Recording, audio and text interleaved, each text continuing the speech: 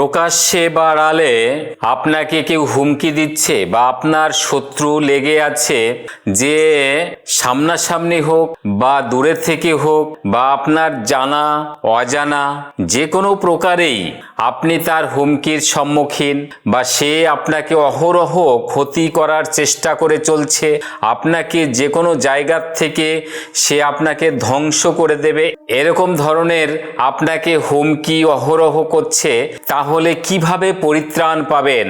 আপনি মনে করছেন কোনো ঠাকুরবাড়ি, জ্যোতিষ, তান্ত্রিক যে কাউকে দিয়ে কাজটা করাবেন, কিন্তু আমার এই ভিডিওটি আপনি মনোযোগ সহকারে শুনুন এবং ভীষণই গুরুত্বপূর্ণ টোটকা।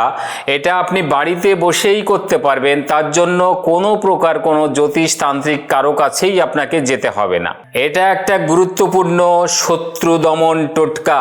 মনে রাখবেন যে আপনার শত্রুকে আপনি আপনার জীবন থেকে দূরে সরিয়ে দিতে চাইছেন, তাকে আপনি প্রয়োজনে ঘরে ফেলে রাখতে চাইছেন, অথবা প্রয়োজনে দেখা গেল তাকে আপনি একেবারে নিঃশেষ ধূলিসাৎ করে দিতে চাইছেন। কিন্তু আপনাদের কাছে একটা অনুরোধ করছি যে এটা আপনি শুধু শখের বশীভূত হয়ে কারো উপরে এই যে কাজটা এটা অ্যাপ্লাই করবেন না, কেননা তার মারাত্মক ক্ষতি হয়ে যেতে পারে। অতএব আপনি আপনার শত্রুকে চিহ্নিত করুন এবং আপনি এটা অ্যাপ্লাই করুন, তবেই কিন্তু সেই শত্রু আপনার জীবন থেকে নিঃশেষ হয়ে যাবে। তো আসুন আমার এই টোটকাটা মনোযোগ সহকারে শুনতে থাকুন এবং এর জন্য কি প্রয়োজন সেটা আপনারা জেনে নেন। নমস্কার, আমি শ্রী প্রভুজি। আজকে এই টোটকাটা, এই গুরুত্বপূর্ণ আলোচনাটা আপনাদের সামনে করছি, মনোযোগ সহকারে শুনুন। তাই এই যে কাজটা শত্রু দমনের, এই বিষয়টা কি লাগবে এটা শুনতে থাকুন। খুবই সহজলভ্য জিনিসগুলো। আপনি একটা গমের আটার প্রদীপ করবেন। ফার্স্ট একটা গমের আটার প্রদীপ করবেন। এই প্রদীপে আর হচ্ছে আপনি কালো সলতে নেবেন। সলতেটা যেটা নেবেন প্রদীপ জ্বালানোর জন্য, সেই সলতেটা যেন কালো হয়। তো গেল, এবার আপনার যে শত্রু আপনি চিহ্নিত করেছেন সেই শত্রুর এক কপি ফটো নেবেন। ফটোটা মাঝারি সাইজের নেবেন।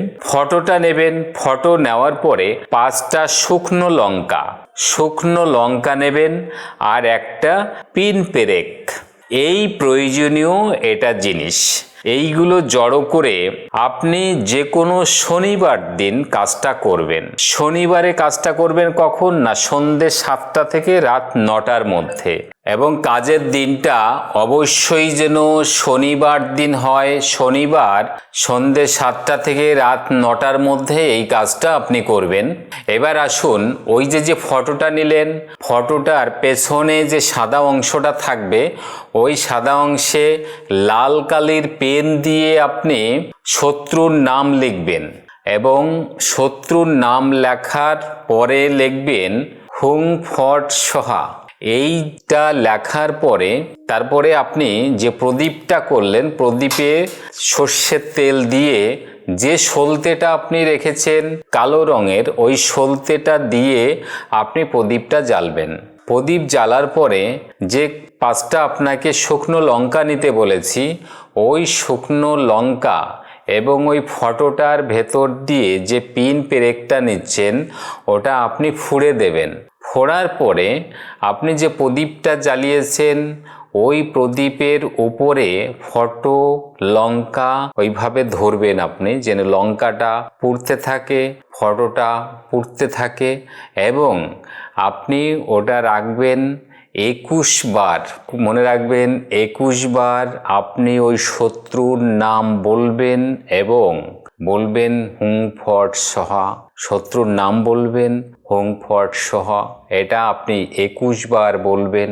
তারপরে ওইটা আপনি জড়ো করে যে লঙ্কা পোড়াটা আর আপনার ফটোটা, ওটা একটা লাল শালু কাপড়ে সুন্দর করে বেঁধে, মনে রাখবেন সুন্দর করে বেঁধে আপনি ওই রাত 9টায় ওটা ওর মধ্যে আর কি যে কোনো জায়গায়, ফাঁকা জায়গায় আপনি কলা গাছ অথবা কোনো কাঁটাওয়ালা গাছে ওইটা আপনি বেঁধে দিয়ে আসবেন এবং মনে রাখবেন যে ওই রাত্রেই আপনি বেঁধে রেখে আসবেন, পেছন দিকে আর আপনি তাকাবেন না।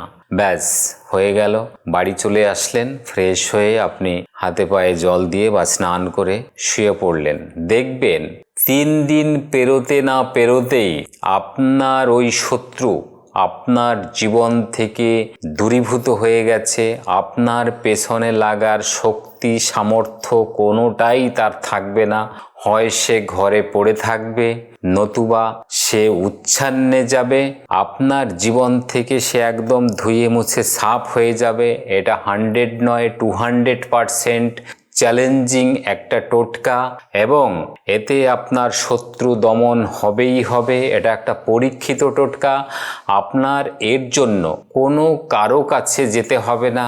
ঘরে বসে আমি যেভাবে বললাম এইভাবেই করতে থাকুন।